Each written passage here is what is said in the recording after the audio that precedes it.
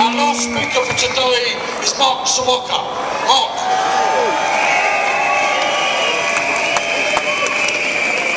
Every single person on strike today and at this march should be absolutely proud of themselves.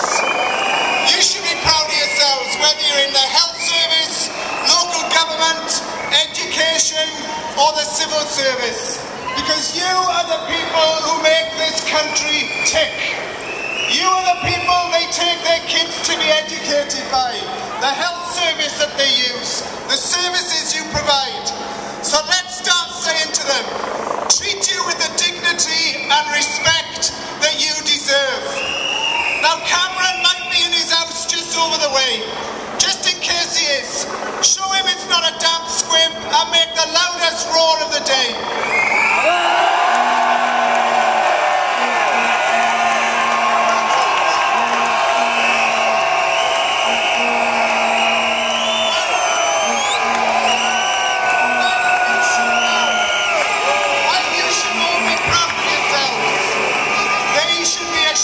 Themselves. Millionaires in the cabinet who have lied to people for months about your pensions. Have you heard the one that says you're all going to have better pensions after these cuts? You cannot make it up. They've lied to you, they've lied to the people of Britain, and they've lied to the MPs. And you know, they said today would never happen. This is one of the best days for the trade union movement in generations. Millions of us out on strike, demanding they treat us fairly. I tell you what,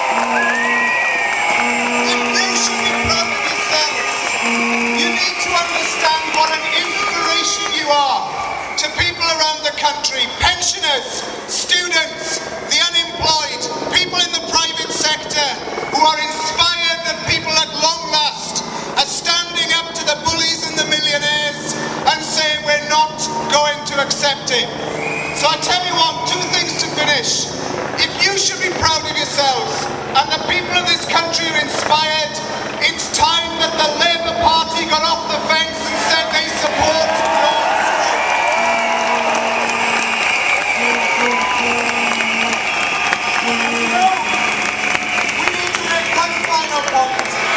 Nobody wants to be on strike. You all want to be providing the services that you take such pride in. But when you're being robbed of your pension, when you see your colleagues being sacked, when you see your pay being cut for another 2 years, there comes a point that we have to say enough is enough. And our message has to be to Cameron, Clegg and Osborne. If you're not prepared to now get across the table, if you're not prepared to negotiate with us, then we are not going away and we will do it again if we have to.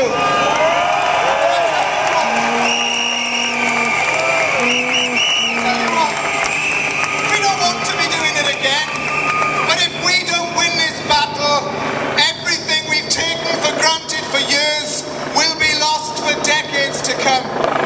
It's already bad enough when we're the first generation that has to tell our kids they're going to be worse off than we are. But imagine if we don't have decent pensions, we don't have public services, we don't have a good education, Britain will become a bleaker and worse place for us all. Colleagues, the stakes are high. This is a fantastic day and an inspiration to everyone. Go into work tomorrow with your heads held high, proud of what you've done and determined. And if they don't back down, then they'll see us do it again next year until we win. Thank you and good luck.